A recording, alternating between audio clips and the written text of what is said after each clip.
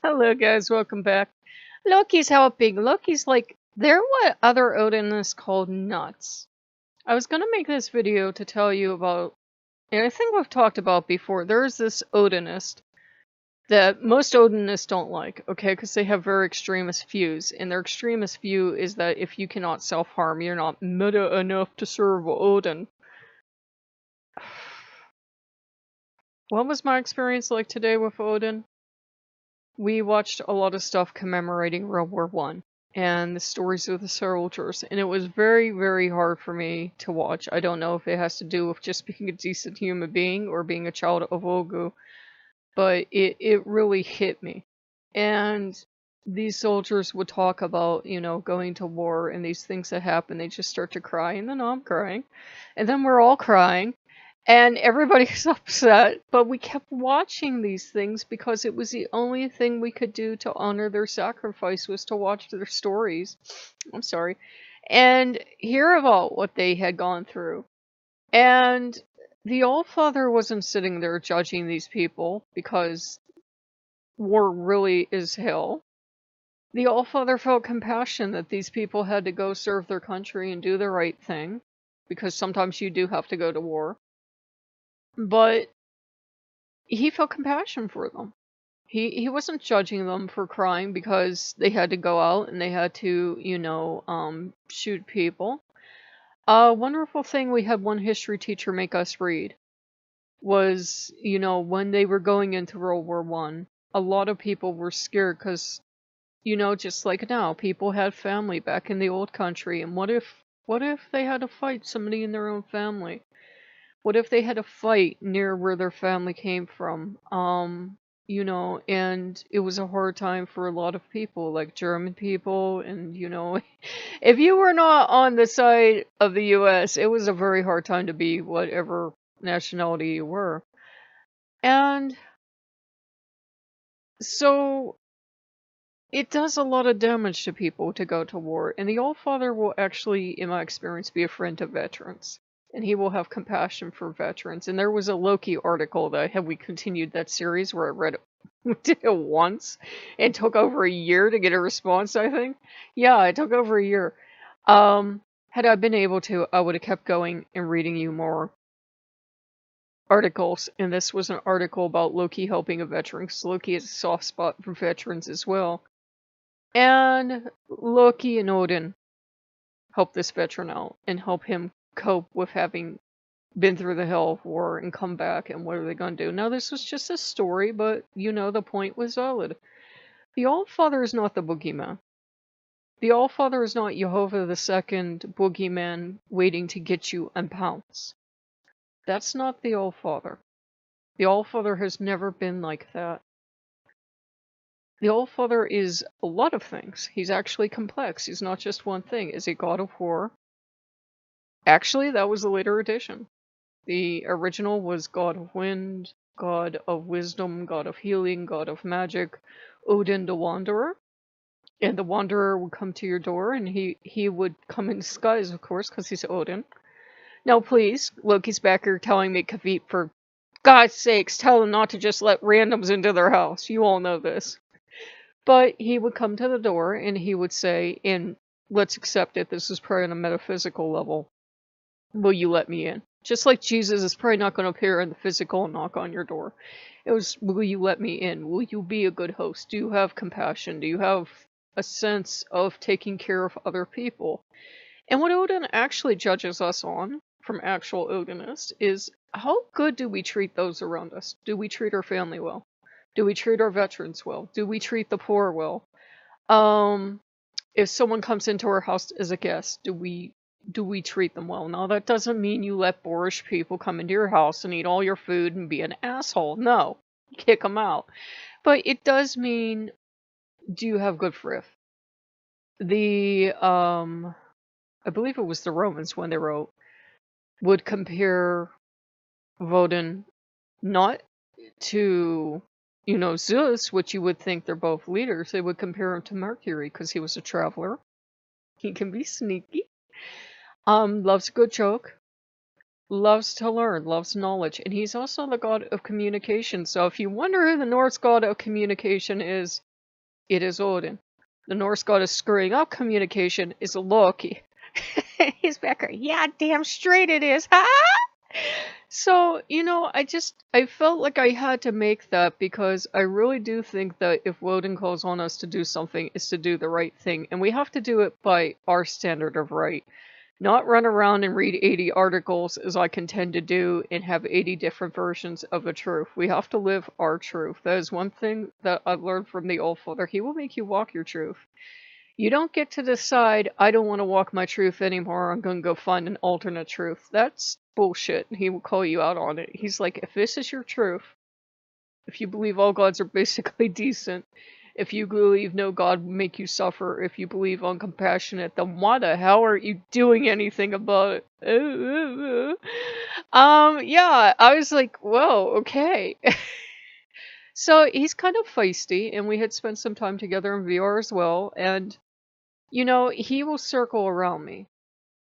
And when he's circling, you keep trying to face him. And usually Loki's in the background somewhere prowling around, just watching. And he will test you. One thing he will do is he will test his people. I will agree with that. He will test his people, but not in a cruel way, not in an unfair way, in a way that, since we all have different relationships, it's different for everyone. But in my experience, it's in a very fair and very just way of, okay, I'm going to approach you as this god. I think I get more the Wanderer and the god of the hanged, the god of the dead, more than I get anything else. Because he was actually very upset and offended and would not talk to me for a whole day because I was reading this Yule story about how it was originally Odin. And Odin would leave toys for the children. And I just kind of stopped. And I have all these different versions of Odin that I've read about. And I've read about extremist crazy Odin for people that like to torture themselves. And I've read about sweet grandfather Odin. That would be the one that would bring the toys. And the problem was the one that was popping into my head was extremist Odin for meta people. And I had to actually stop and reset and think, what's my experience? I would never call Odin a hippie. And unless he thought that disguise would give him something, I would never call Odin a hippie. Can he be loving, kind, grandfatherly type? Yeah, he can. He can be gentle. He's perfectly capable of being gentle. His kids aren't that bad either, in case you haven't noticed. His kids aren't off the rocker either. He's perfectly capable of being gentle. He's perfectly capable, despite what the lunatic fringe movement claims, of being loving, of being kind, of having compassion. Everything the All-Father does isn't for gain. That's kind of a one-dimensional James Bond villain trope of Odin. That's the only thing I can think of, like a James Bond villain, a really bad cheesy villain where I only do things for gain. Mwahaha. I don't like that idea. I think it's poisonous. I think it's terrible. And then the person went on to talk about things they didn't know, like about Jesus, and we all know how I get about Jesus. Don't you be talking about Jesus. I'll come over and see you. And Jesus, of course, is in the background like, no, no. I'm like, I got this, Jesus. No, no. Peace be with you. I'm like, nah, I got this. Jesus isn't fond of war. But, on the 100th anniversary of World War One, we have to admit that even the gods of war, they weren't dancing around and cheering. They weren't like, yeah, war! They were like, God, we have to do this, don't we? Odin would seek peace, actually, before he would seek war. And that's not a weakness. Odin would come to you and put a deal on the table and say, look, we're gearing up for war, but neither side wants this. Here's a smart thing to do. Are you a smart person? And of course you're a smart person. You would sign the agreement. And it might be tilted in the All-Father's favor, but it'd be far sight better than going to war with him, because you're not going to win. And That's the thing. We have war in all of our stories, and we have war gods because up until now, humans have been very good at killing one another. But as we hopefully continue to evolve as a species, we are going to start having to challenge that. A lot of the articles written on Ogu say, why do we have this war Loa around when we don't want war, when you don't want a loose cannon running around and starting trouble? Ogu's the most disciplined Loa I've ever met. Gods of War usually have it on point. They are highly disciplined, and they usually only attack when provoked, especially a Cerveliano. He only attacks if provoked, and you really have to bother the shit out of him. Even if you're just giving him random sass, he's usually not going to come after you. You have to really piss this man off before he will do something.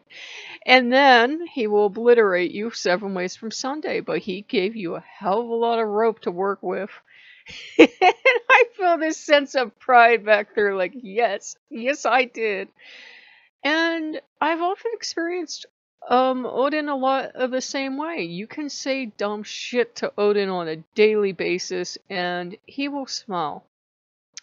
I do this thing with the VR meditation apps where sometimes I'm just so pissed off about all this, hate stuff attached to Odin that I have to go in there and I start this lightning storm up and I'm running through the woods in a lightning storm and I jump into the river and I'm like, all right, you want a piece of me?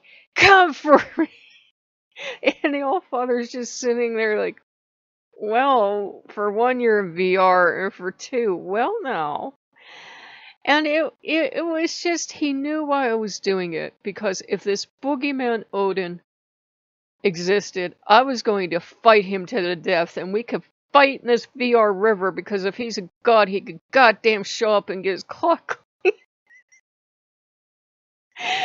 Odin's often said he's not sure if I'm rather brave or rather foolish, but he's like, you'll fight anyone, won't you? And I'm like, yeah, I will.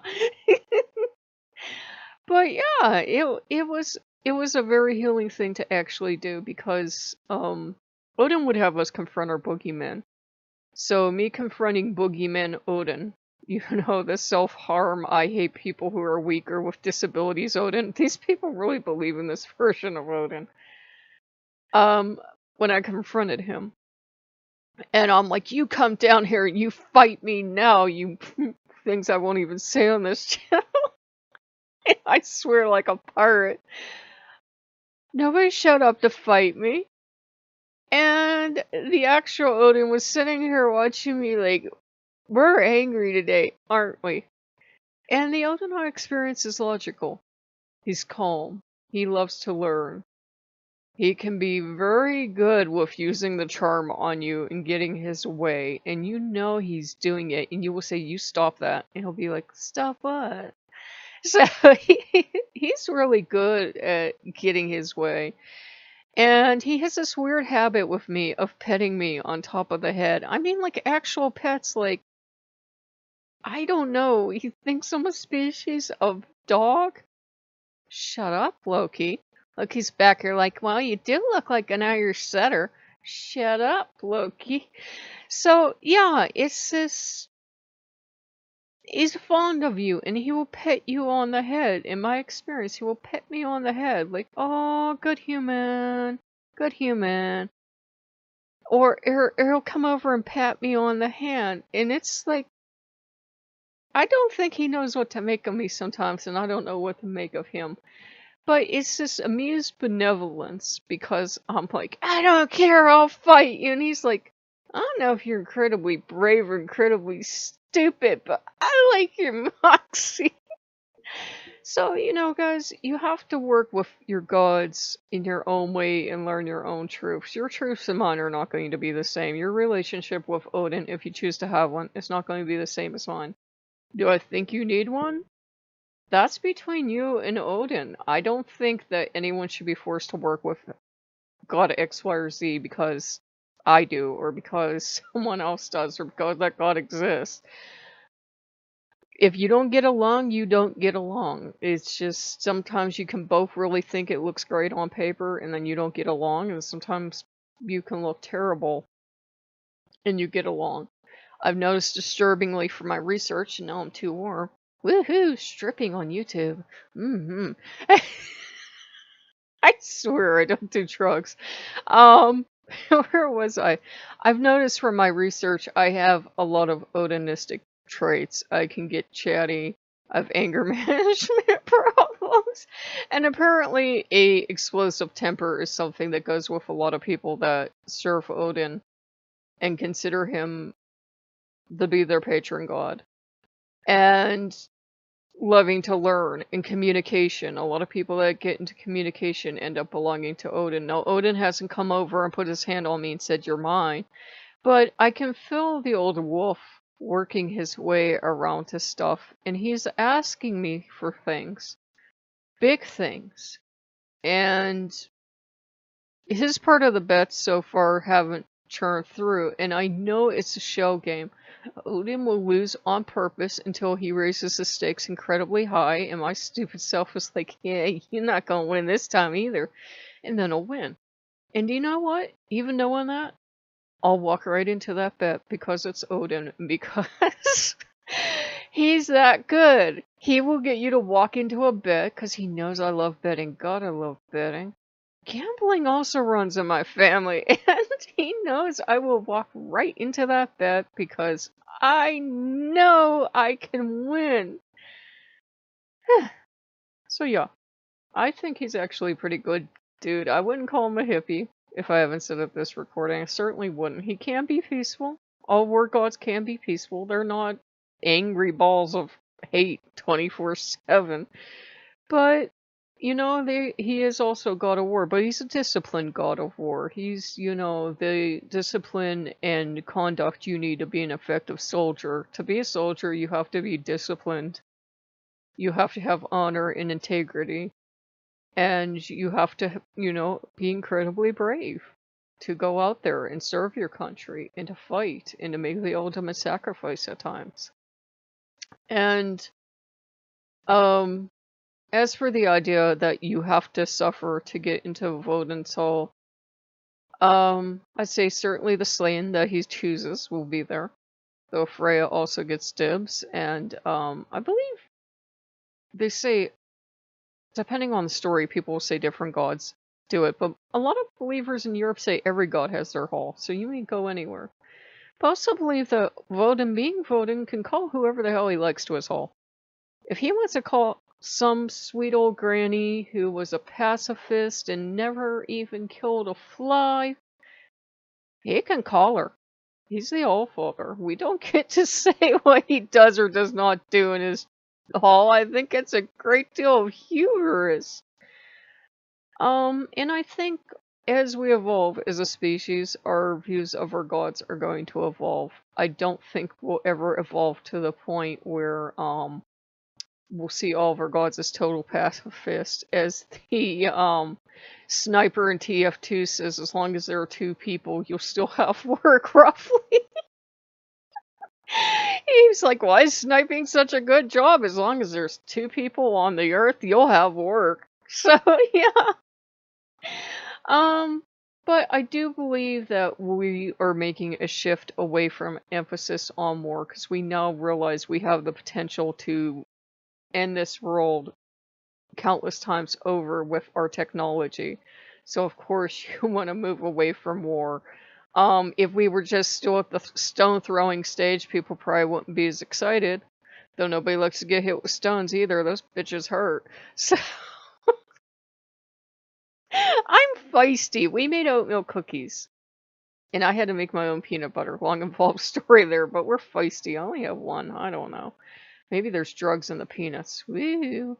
So, if you like what you see, like, comment, subscribe. I swear, guys, late at night is my time. Once it's past midnight, I'm full of energy and full of beans and ready to be feisty. But, yeah, it was just kind of good to work through that and to work through the idea of the Odin the Boogeyman, because the Odin the Boogeyman doesn't exist.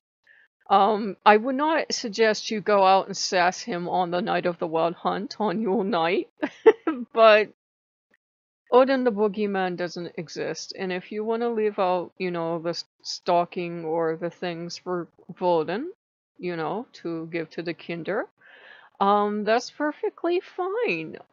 Just because these traditions maybe didn't exist millions of years ago doesn't mean that they're not valid today. Our views of our gods evolve. Our stories about our gods evolve. So if you want to tell the Kinder that, Odin is bringing their toys, that's totally valid. In my house, it will probably be Bifana. La Bifana is over there, right there. And, it would be different for everybody. So if you like what you see, like, comment, and subscribe. But, you don't have to fear Odin. Odin's a good guy, mostly.